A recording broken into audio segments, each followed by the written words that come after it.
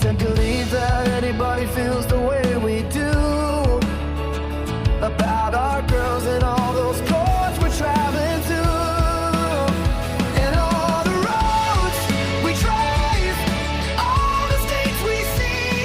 We've been volleyballed, oh, so desperately. I said maybe we're gonna be the ones to cheer them on. We're lost in this volleyball. I want you to know this is by far the most awkward setup I've ever done for any sort of program or any sort of recording. Looking at your wife?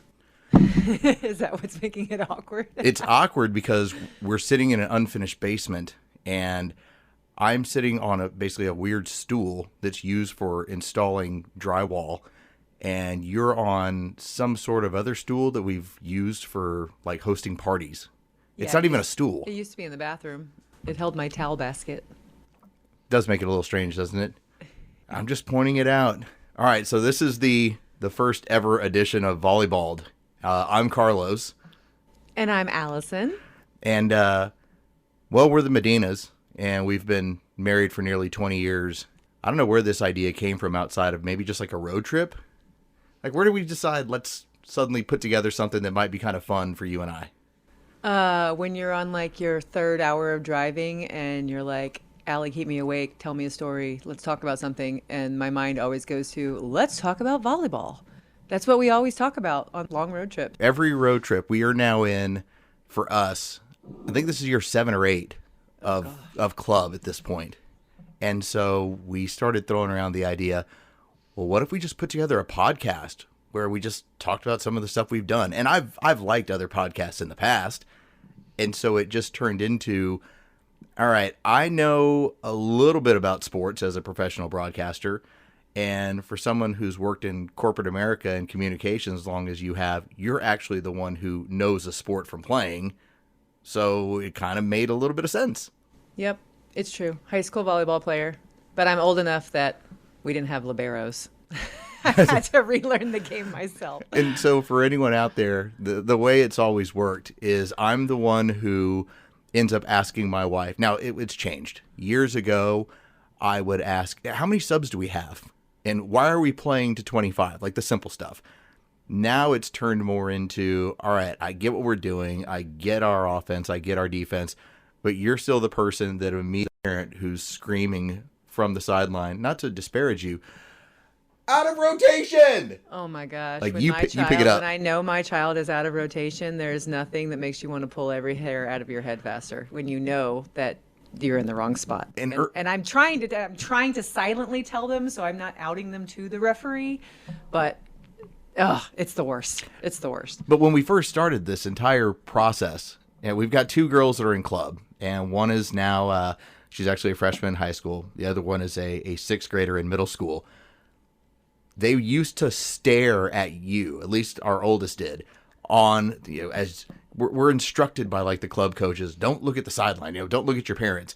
And our daughter, when she was like 9 years old, would constantly stare at you to wonder where to stand. She was so lost and so confused about where she was supposed to be at the net that she would like find me in the crowd and mouth to me, where am I supposed to be? To the point where I had to start hiding in the other stands with the other audience members just so that she wouldn't look at me because I didn't want her to get in trouble with her coach. And she'd put her hands out like, am I in the right spot?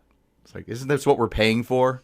And so much of this podcast is about not only just the club end of it, but the high school end of it, and just getting a chance to talk about spending all your resources on it. Resources?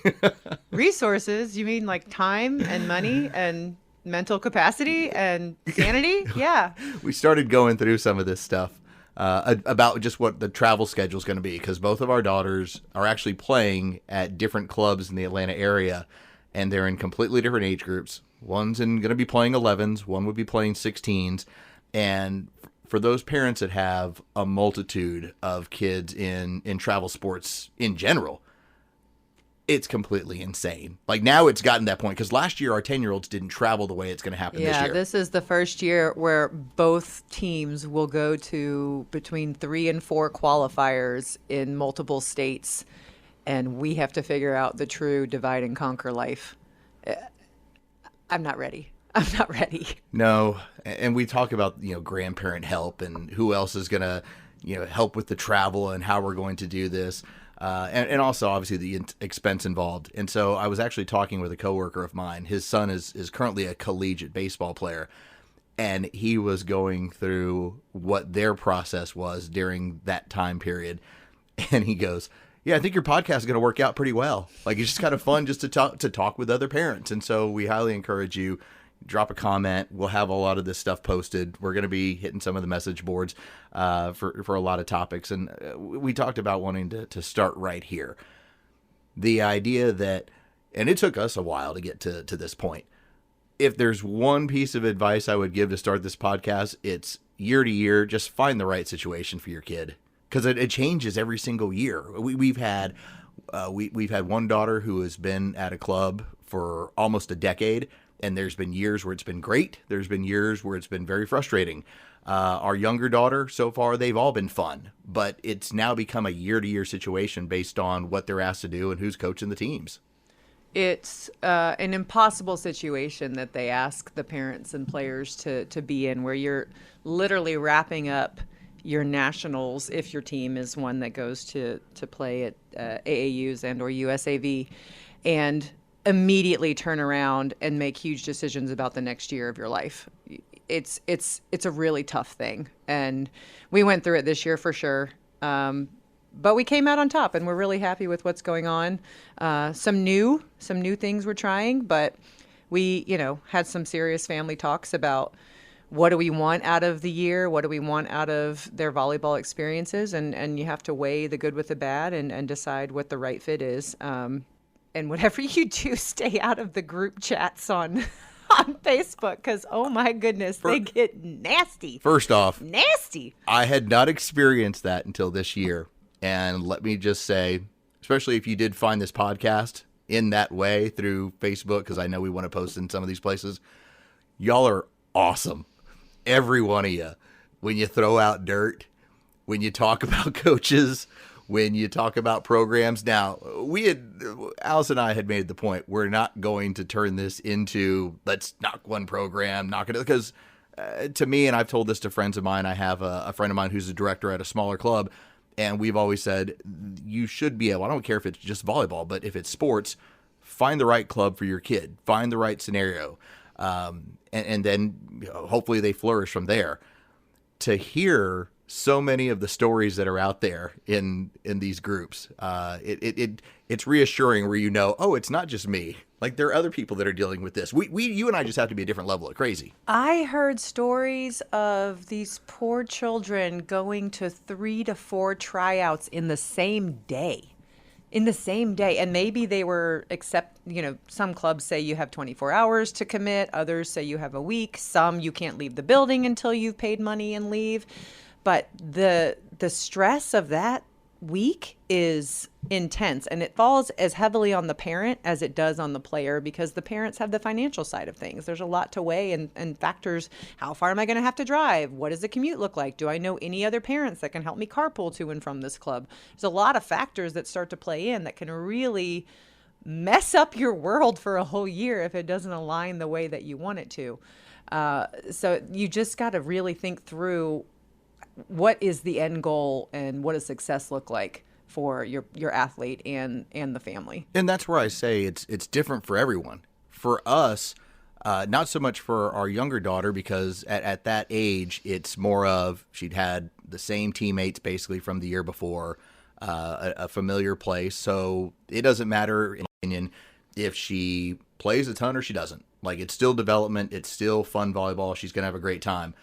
With my older daughter, who is much more interested in the recruitment scene, it was really about what's going to be my level of competition. Am I going to be challenged? Do I need a change of scenery based on how I'm being evaluated? And so those are all factors. And again, I don't discount that you might just be looking for something close to home. especially if it's early, like, hey, maybe it's just your second year, you might be saying, I don't want to drive the hour, especially, we're out of Atlanta, the hour there, hour back to somewhere. And we've had teammates of ours who've lived in South Carolina and made 3-hour trips back and forth because of the teams they wanted to be part of at the time.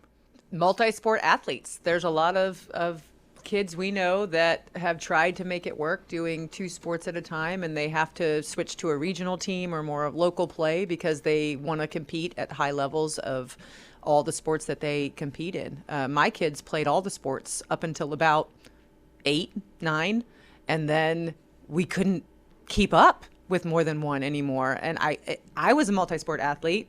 Carlos, you were I played football, baseball, and again, I was a collegiate baseball player. You were a collegiate softball player, but you also played volleyball at an all-state level. And so I was used to the whole growing up in Texas. You play high school football in the fall, you play spring baseball, and you probably mix in basketball. And at least nowadays, I feel, even though I'm an advocate for play as many sports as possible, it's not until they get a little bit older you now see the difference in that athlete that focused on one sport versus playing 4 sports. Our oldest was competitive at every sport she tried, even karate. I mean, she was just like aggressive enough to win a match in a circle. But in soccer, you had parents that came up to my wife and said, she's entirely too rough. Like, you need to get her out of here. Yeah, she got a little bit of that. But no, in soccer here locally, they wanted her on the high performance team where you sign a contract and commit. And I'm reading through this contract. She's 7 years old. I'm reading through this contract, and it literally says in all bold capital letters, you must commit that this will be your only sport if you play on this high performance team. And I'm like, she's 7. At that point, she hadn't even touched a volleyball. And now here we are, so ingrained in the volleyball community that we're doing a freaking podcast. Yeah, and at 9 years old, later. At 7 years old, I was supposed to have already decided for her that that was her sport of choice. So that I completely disagree with. But once you hit 10, 11, 12, and it gets really tricky, we still know high school athletes that are playing multiple sports and making it happen. Shoot, our freshman wants to try out for track maybe. I'm like, I don't know how we're going to make that work, but we're going to figure it out.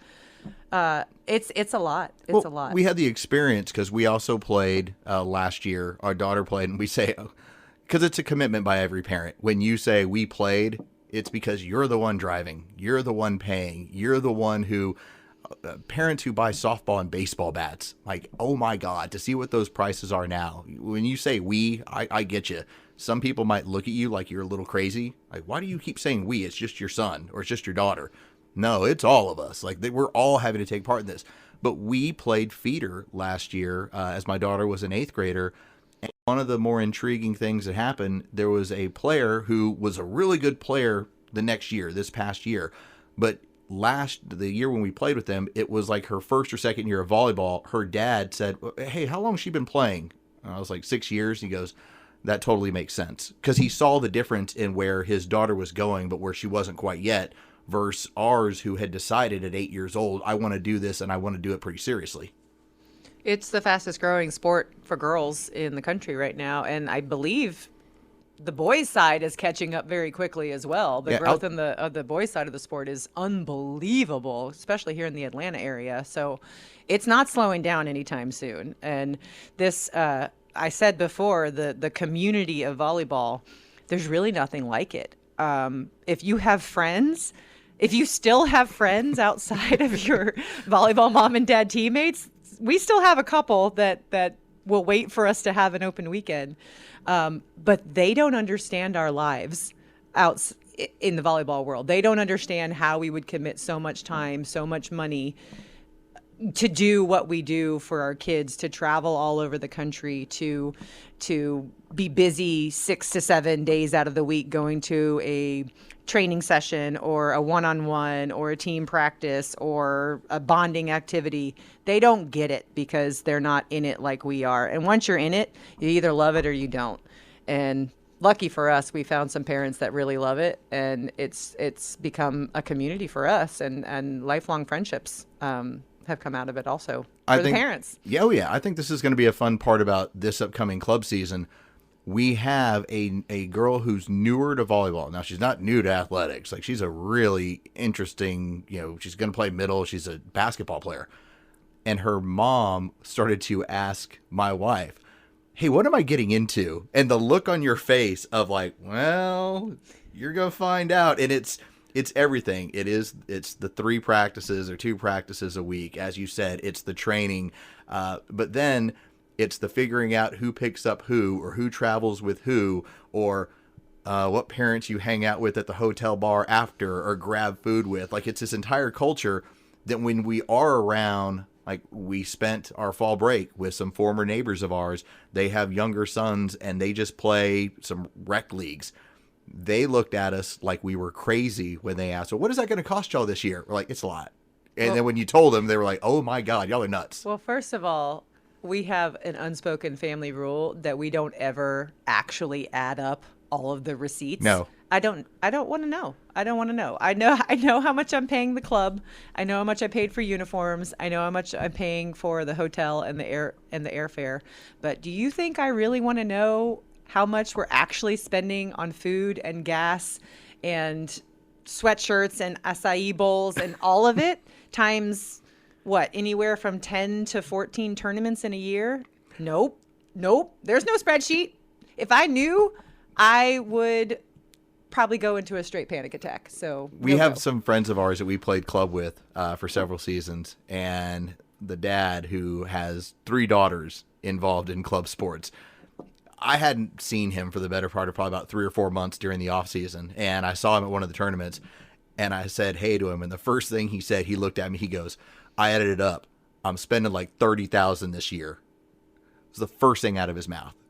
And because again, the kids are everywhere. Now that might sound crazy as a number, but for some of you out there that do have kids in multiple sports, in multiple travel, and you're all over the place, that's probably not a number that sounds completely foreign to you. And if that number keeps you from ever thinking about doing this, like, I get it. Like, it's very daunting, even when it's just, you're committing thousands of dollars in time to all of this.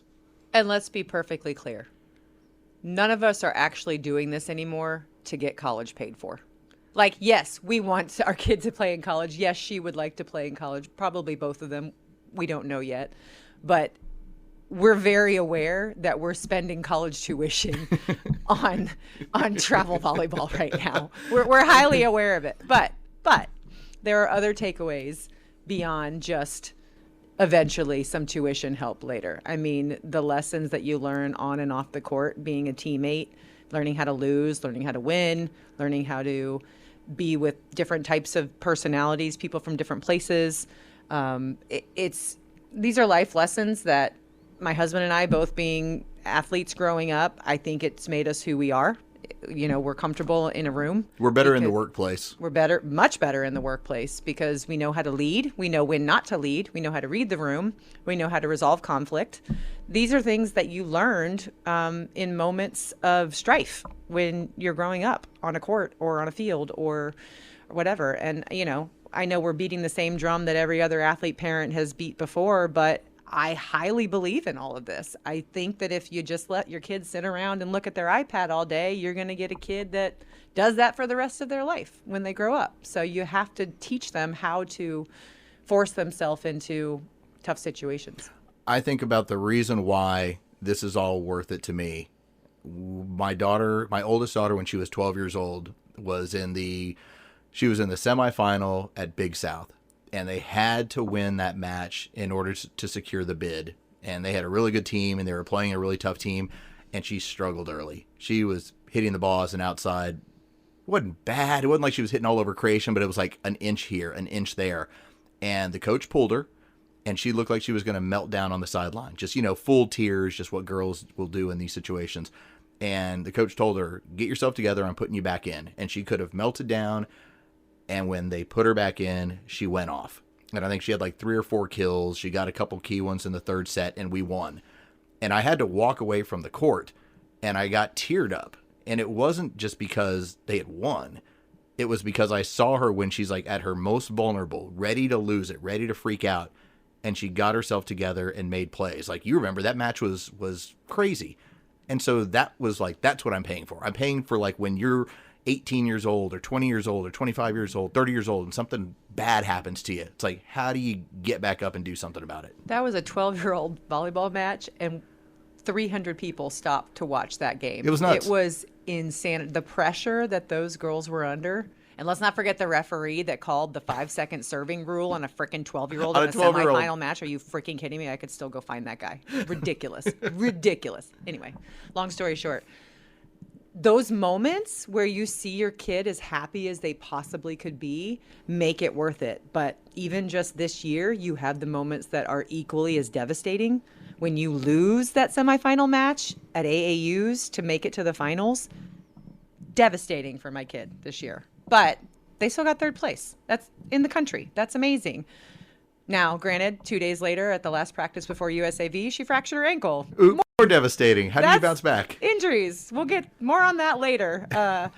But the highs and the lows are big, and we feel them as heavily as our girls do. And I think that's what makes it all worth it. And I think that's why we wanted to use this first episode, tell you a little bit about us, tell you a little bit about what we're going to get into. Fortunately, I've got some contacts within the volleyball world because of working here in Atlanta, working with both professional teams. Probably be able to have some of the club directors and some of the hopefully ownership and then also some coaches from around the country. But even with that all being said, we wanted to start off this by just saying, whatever your decision to have your player where they're at, that's year to year, and it's always about fit. And so I know some parents might say, well, we're only playing here right now. I'm like, good. Make it as best of a situation as you can, because if they don't enjoy it, they don't go back. And we've seen really good players, people that we have really enjoyed hanging out with their families. They've had a tough year or two and they leave the sport, and they're really good players. And that's just disappointing. And so I think that's where I get back to the year to year, find the right club, the right situation, so that your athlete can flourish and enjoy the sport, so they keep coming back to it. Because what better way to teach like these life lessons than this sort of challenge? Yeah, we're not always as calm either. No. There's been many times where I've had to talk Carlos off the ledge from like losing it courtside, That's and happened. he's had to talk me off the ledge from losing it on my kid in the car ride home. Should we tell the AAU story? Oh, which one? All right, so the AAU story from this year. So we are in, and for those of you that experienced this, we're in that crossover match. We've now played 6 matches, and I believe at this point we're 5-1. The challenge. The The challenge match. The dreaded challenge match. We're in the crossover challenge match where if you lose, you're out of gold. And so you got to win that evening. And we got whooped by OTVA earlier in the day. The girls hadn't eaten, they looked hungry, and they were bad. Like, they looked like they didn't know what they were doing. So we weren't sure what was going to happen. We're playing a 6-0 team. And when we got to the court, and this is another topic for another day when it comes to crazy parents, one parent refused to leave the seats that were like our seats. And then he started popping off at some of the wives on the team, which immediately got Myself included. He gave you a little cursing, and so I'm sitting there setting up. I'll sit wherever I damn well please. And so Sorry. I'm setting up the camera, for the match as I normally have to. And the next thing I know, we have all these dads bowing up to this one guy with more dads on the other team coming over. And then before it's all resolved, we actually had Orlando police officers in tactical gear coming to our court to make sure everything was calm. They stayed throughout the entire match to make sure it didn't blow up. They just kept an eye on us of, can these parents be trusted? And so, yeah, every now and then we get a little bit more fired up in this in this show. But at least for the first one, we want to make sure we didn't come across as completely crazy, because let's face it, what we're doing is a little bit crazy. Completely crazy. It's a little bit fun. So, like I said, thank y'all for checking this first one out. We are planning on getting these out on a regular basis. I think, what do we build? We had again, because I've got a background in radio. And so one of the things that we always talk about is topic building. I think you and I, when we were, again, driving, did 75 topics we wanted to get into. And we barely have touched anything even in this first one. So hopefully I can get my wife to go ahead and say, yeah, let's do this every week and just keep stuff out there. And if you have any suggestions for stuff you want to cover or people you want to hear from, we can make that happen as well. That's all we got for today. Thanks for joining. Today is gonna be the day that we run out of cash. Watching every serve and kill, it's a total smash. By now you should have somehow realized what we've lost. Our free time's gone, it's all for volleyball at any cost. I tend to believe that anybody feels the way we do about our girls and all those courts we're traveling to. And all the roads we drive, all the states we see. We've been volleyball'd all so desperately. I said maybe we're gonna be the ones to cheer them on. We're lost in this volleyball. Backbeat, the word is on the street that we're broke again. Entrance fees for tournaments our girls already in. I'm sure you've heard it all before, but we're at the bar, drinking through the overwhelm. No life beyond this far. Don't believe that anybody feels the way we do about the nets and all the chaos we're stuck into. And all the roads we drive, all the stakes you see. We've been volleyball'd all so desperately. I said maybe we're gonna be the ones to cheer them on. We're lost in this volleyball. And all the lights that lead us there are blinding. The hotel nights, the drinks they keep us finding a way to cope with all this endless grind. Oh, we're trapped, no life outside. And all the roads we drive, all the states we see. We've been volleyball'd all so desperately. I said maybe we're gonna be the ones to cheer them on. We're lost in this volleyball. Today was gonna be the day, but we're still here. Volleyball, oh volleyball. I don't believe that anybody feels the way we do